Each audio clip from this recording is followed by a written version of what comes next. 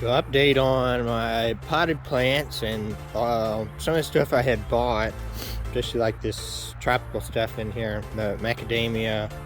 There's a lot of exotic fruits, but then some of this stuff I propagated. A lot of these mulberries in here, a lot of the figs. Right here, some mulberries, some figs.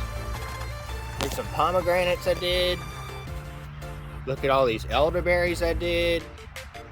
We're gonna be trying to get this bird fence done for the emus, and then gonna shift focus, try to get some of this stuff repotted into bigger pots.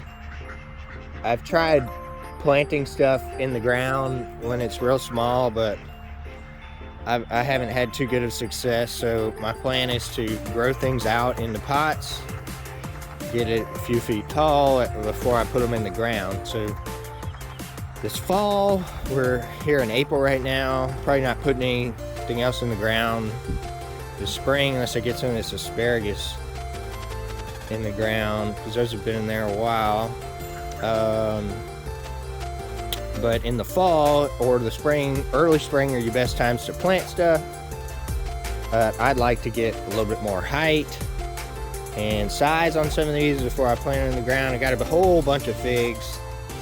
Got a lot of loquats I did from seeds. See,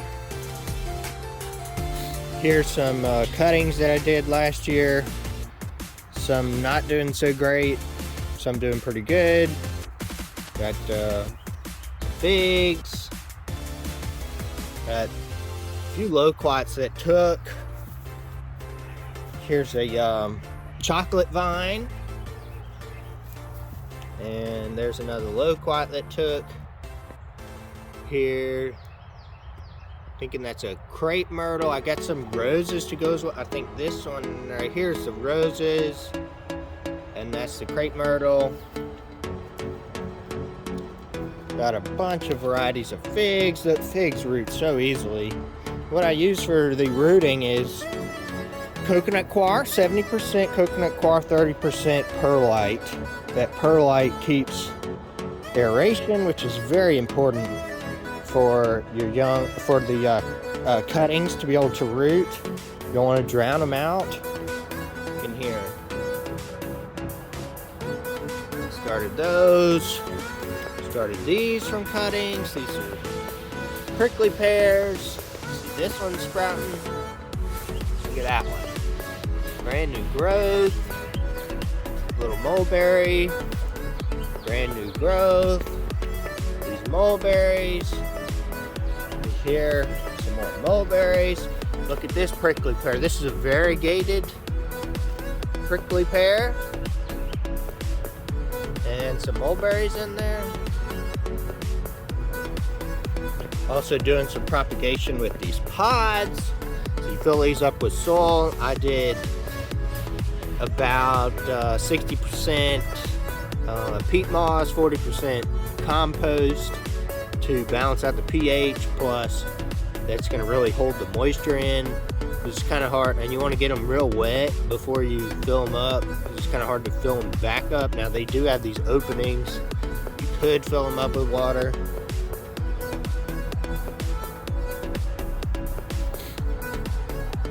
Look at all this tree tomato, a bunch of stuff for the greenhouse, some Buddha's hand. We got a bunch of stuff over here. Look at this.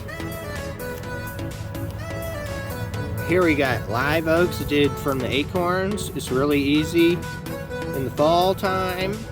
Just get you a pot with some soil, sprinkle your acorns, and then top it off with soil. These need to be repotted.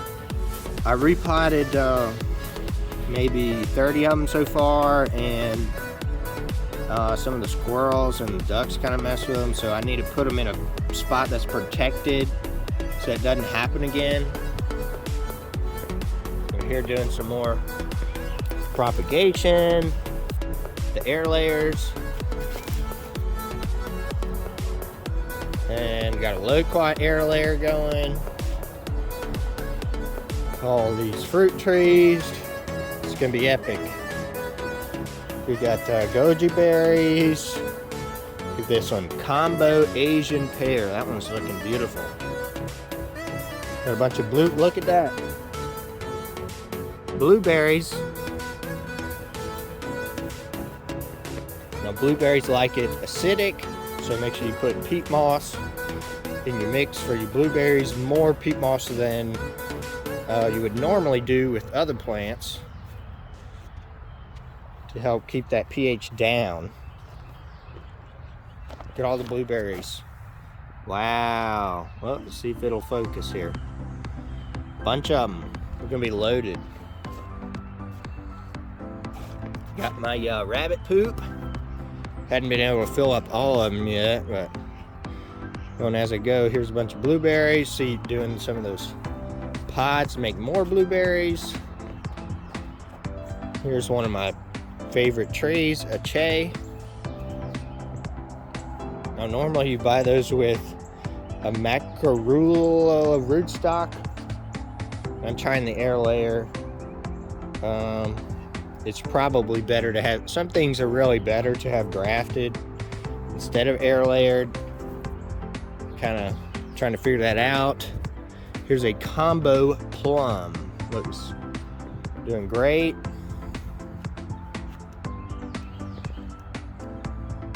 Shinseki Asian pear. Here's what I was talking about with those live oaks. So I think it was the ducks, might have been the squirrels, but I had some live oaks. I mean, they were still pretty small. We got to protect that stuff. In these tubs, I got Moringa oleifera seeds in here. Last year I had great, probably 100% germination, maybe 98%. So I'm expecting there's a couple hundred in here.